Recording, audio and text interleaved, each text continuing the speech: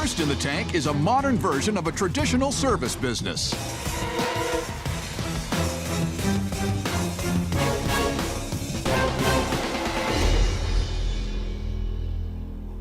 Hi Sharks, my name is Mark. Hi, my name is Michael. We started a knife sharpening service by mail, Knife Aid. A super simple idea, disrupting an old trade by e-com.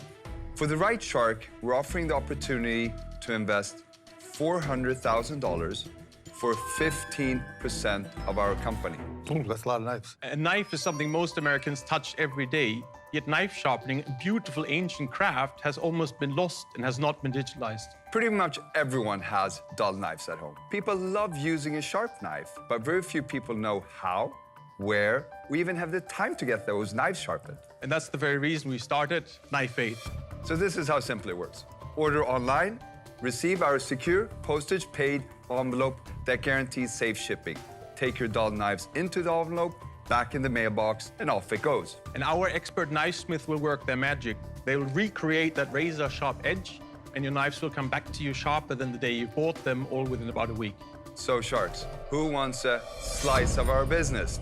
I detect the accents. Wait, let's start there. Mark and I moved to the US to start up this business. We have a past of building global brands and businesses. Where did you move here from? We're from Sweden, both. I'm originally from America. I grew up in Sweden and moved to America. Okay, and what was your best product that you sold before? I founded Happy Socks. Happy Oh, Socks. I love those. Yeah, that was you? Yeah. You still involved with Happy Socks? Yes, I am, but I'm not operational anymore. I'm on the board and own them.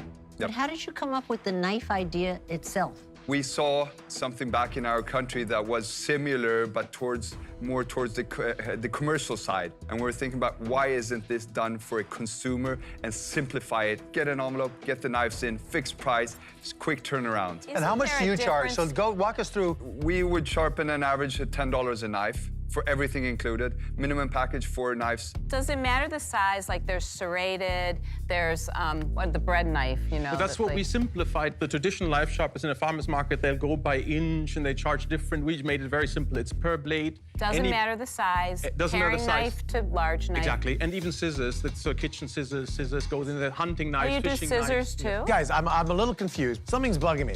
Okay. You, Michael, are clearly a successful entrepreneur. So you've obviously made a fair bit of money. Why are you here seeking money if you've got a sort of pretty big stack full already? I have previously failed on the US market. We had another brand going into the American market without having American people involved in the business, having the funds raising and how you actually drive growth of the American market. I'm not going to do that mistake again. We put out 2 strategies. Either we go to venture capital and get venture capital funded deal on it, or we go all American on what we have seen as the full-on American show, how you reach out and The power of the tank. Initial thoughts there, David. What are you thinking about Knife Aid?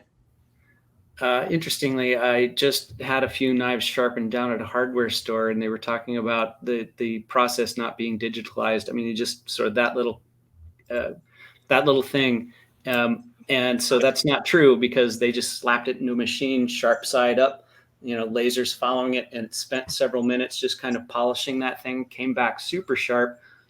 I had 4 knives. They were wrapped up in a nice little package. I walked away with it. I think it was $7 a knife.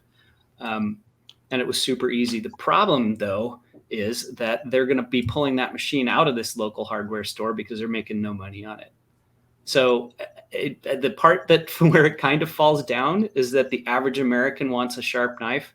The average American has no idea what a sharp knife is and how valuable a tool it is. The average American gets their food handed to them through a window in a building. I think you got a really good point. We have a knife sharpener, but how often do I bring it out? You know, I have one that's decent and it's good enough and it just chops it. But you're right. The price point, it's like $60. I think that's what it was. We didn't have a whole lot of time to look at it, but it sounds like a decent amount of money. So, they're kind of trying to address, that definitely upper class, middle to upper class. Yeah. It's got a very nice knife already. $10 a knife, 4 knife minimum. And that includes everything, all the shipping. They send you the packaging. That's really not that bad. For me, that would work because, I mean, I put my knife, you know, every time I use it, I put the knife on the steel, Right. and then start cutting tomatoes, and it works great. But every several months or so, they really just kind of need to be sharpened. So that's something I would use. I'm not sure that there's enough people. Yeah. Right. And to that point, I agree. Yeah. That's one of the things I'm thinking about is just demand. Is there enough demand? Because I mean, obviously people in the upper class are going to buy this. I see that. Right.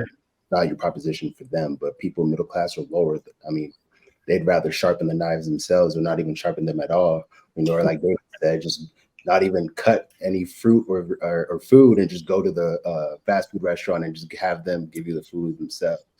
Yeah. On the flip side, though, is the Ginsu knife, et cetera, and et cetera, and et cetera, right? How many late night sales of this knife is so sharp has just gone crazy, and they've done it for years and years and years. So maybe there's an opportunity, instead of just saying, oh, we'll sharpen your knives. It's like, well, why?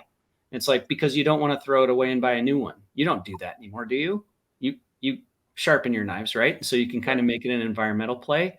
I think there's plenty of opportunity for it, but there's going to have to be an education component to it that increases that demand. Like Afam was mentioning, it's like, how do we make that demand exist, right, as a big part of our branding and marketing, and then sell this service? I think there's lots of opportunity there, but there's going to be some work involved too. Just based on how their pitch right now, I'm not sold. But I mean, I think if they change the value proposition and add more, maybe. Okay, let's talk about this. We have to talk IP a bit here in the last couple of minutes, or 1 minute if we can. From a patent perspective, I didn't see they had any filings or anything. You know, it's a lot of what's been done before, but they are perhaps putting a method in place. If there's something unique, possibly about those steps, right? Putting it in an envelope. Maybe the packaging itself could be unique. It's an area where they may be able to provide some leg up over competitors trying to come in and compete with them. So I'm always curious about where they might fit in. So packaging and then the method of actually performing that are both options from patent protection. And then on the trademark side, I wanted to see if you guys had a thought. When I first saw it, I kind of said, "Oh, knife aid, kitchen aid." Okay, is there any concern there? What do you think about the mark itself? Both words have a potential to have a likelihood of confusion just based off of other marks with aid, and knife aid rhymes with right aid. You have different type of aids, kitchen aid. So that's a consideration, but I don't think it would be a full-on a rejection of if they try to register that trademark. I think there's enough distinction there. It's not merely descriptive. They're talking about fixing, aiding, right? Helping a knife is probably enough. You're thinking, unless there's any other prior user or prior, yeah. Got it. It's one of those selections where a search is absolutely critical. And what I usually tell people when it comes to picking a name for something, it's like, yeah, pick whatever you want. Just don't spend any money on it until you talk to me. There you go. Yeah, do it.